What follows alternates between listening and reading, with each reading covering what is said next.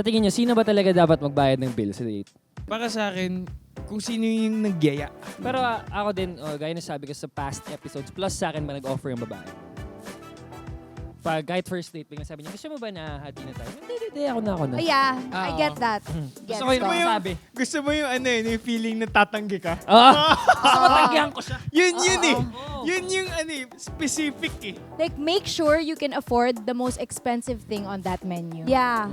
Kasi Yun. like, kumbawa, you go to like a really upscale restaurant, may dishes na parang let's say 1.5, pero may dishes din na 6K, 7K, one dish pa lang. Oh. So if pupunta ka, dun mo siya ayain sa restaurant na yun, siguraduhin mo na kaya mong i-afford yung expensive Iba yung date dyan. sa pool. Exactly. So pag wait lang, ano sinasabi mo? Siyempre, ang lalaki, dadalhin niya talaga kung ano yung magiging magandang experience para sa babae. Pero dapat, hindi naman abusado yung babae. Totoo. Gets ba? Siguro, ang Iisipin mo na, dito, baka mag-enjoy siya, baka ma-impress siya.